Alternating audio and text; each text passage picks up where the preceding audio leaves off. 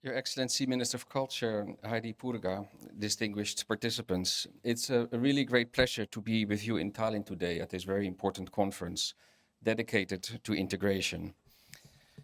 My predecessors and my staff have had the pleasure of taking part in these gatherings in the past, and I would like to thank the organizer, in particular Director Dmitry Moskovtsev, for bringing together such a diverse audience, representatives of government, civil society, academia, various communities, and to discuss how we can build cohesive and inclusive societies in our region. And this task, as we heard, is as relevant and urgent today as ever. The post of the High Commissioner on National Minorities was established in 1992 to serve as an early warning and early action mechanism, helping participating states of the Organization for Security and Cooperation in Europe to manage diversity in ways that promote inclusion, prevent conflict, and uphold our shared commitments.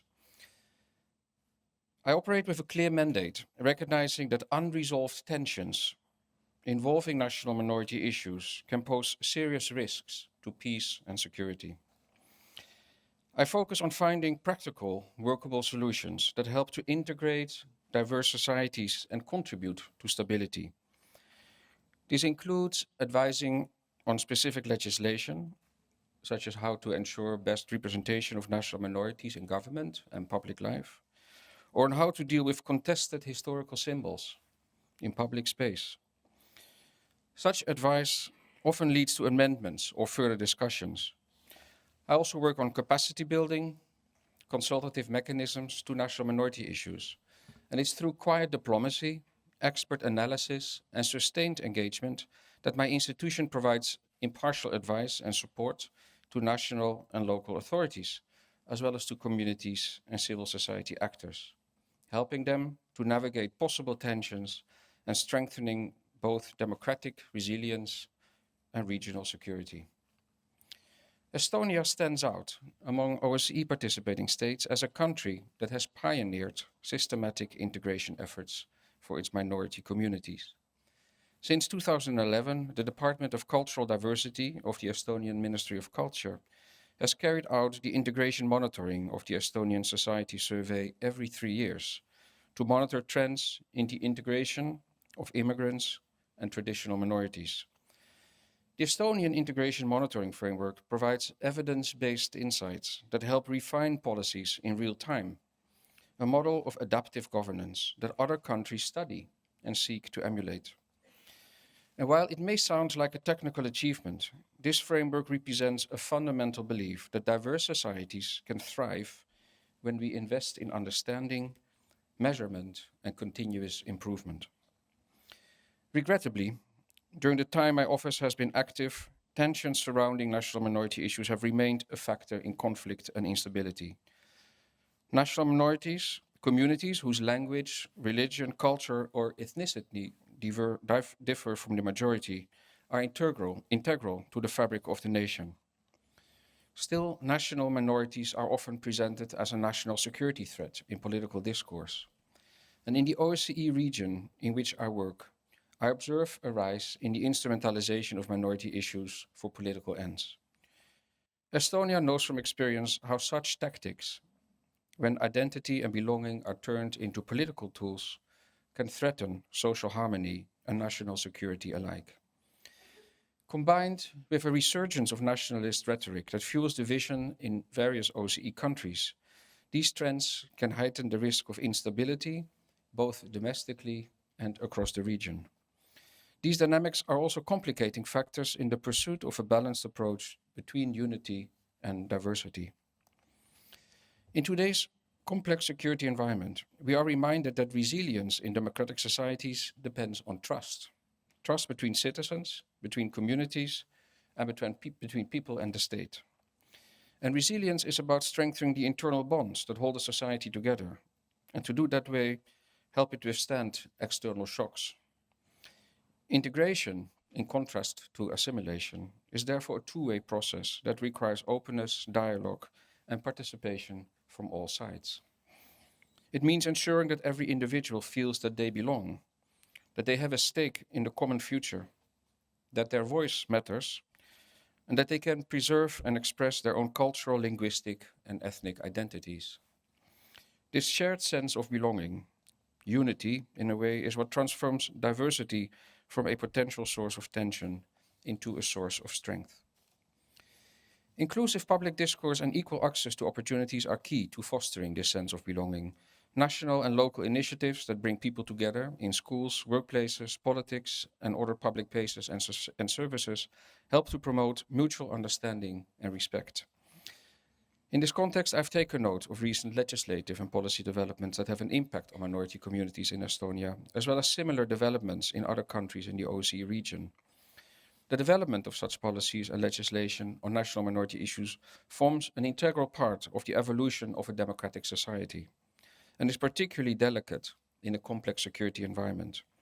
At the same time, it is important to ensure that their implementation takes full account of the perspectives and experiences of all who get affected, so that no one feels left behind and everyone can see a meaningful place for themselves in the shared future of their society.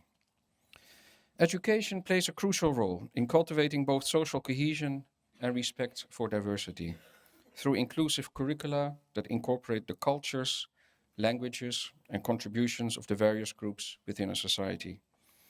Equally important are language policies that allow minorities to both learn the state language and use their mother tongue.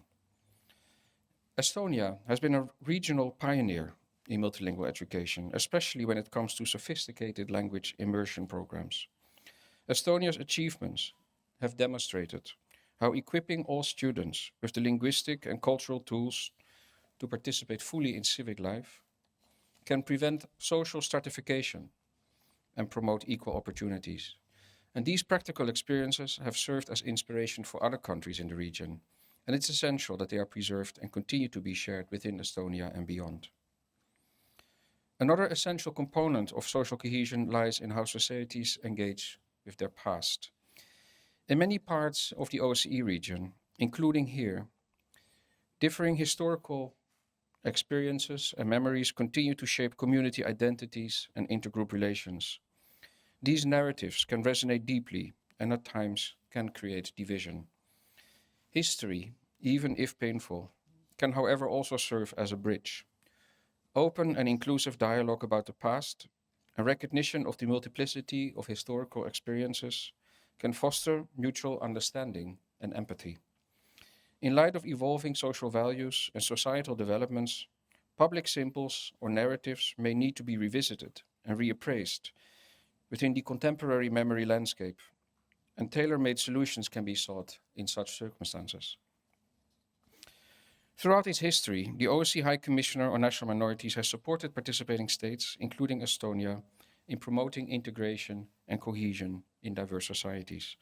And over the years, my office has worked with Estonian authorities, local communities, and experts to advance policies that both preserve minority identities and strengthen a shared sense of civic belonging, in line with the Ljubljana Guidelines on Integration of Diverse Societies issued by my office. Our long-standing cooperation reflects the commitment of Estonia to meet international standards while responding to its unique national context. And I very much appreciate the open and constructive dialogue that continues to define our engagement. What gives me confidence for the future is not just policy frameworks or institutional mechanisms, but also the people I meet during my visits across the region, people who embody the best of what integration means. I think of the Estonian teacher who learns basic Russian phrases to better support her students, the elderly woman who teaches traditional crafts to children from multiple backgrounds, the young entrepreneurs building startups with multilingual teams. These everyday acts of inclusion create the real fabric of integration. They demonstrate that unity and diversity are not abstract concepts to debate, but lived experiences to nurture. And they remind us that while governments and institutions play crucial roles, the ultimate success of integration depends on the choices that people make every day. Choices to extend trust, to show curiosity rather than suspicion, and to recognize our common humanity across lines of difference. Drawing from experiences across the OSCE region, it appears that societies that invest in inclusion are better equipped to face the challenges of disinformation, polarization, and instrumentalization. Integration, therefore, is a security issue. As Estonia continues to evolve as a confident and diverse democracy in a challenging security context, the principles of inclusive participation and consultation, equal access to opportunities, and mutual respect will remain vital. The High Commissioner and my office, we stand ready to continue supporting your efforts to ensure that every person in Estonia feels part of the common we of this society. Before I conclude, I would like to emphasize something that you all know, but which is also proven. Integration works. Studies across the OSCE region demonstrate that diverse societies with strong integration policies experience greater economic dynamism, more innovation, and enhanced problem-solving capacity. When unity is pursued without respect for diversity, it can turn into a demand that everyone become the same. And when diversity is celebrated without a sense of unity, it can lead to a society that no longer knows what binds it together. True progress lies in the space between those extremes.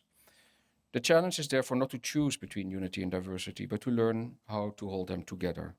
And only then we can strengthen democracy and resilience for all. Thank you very much.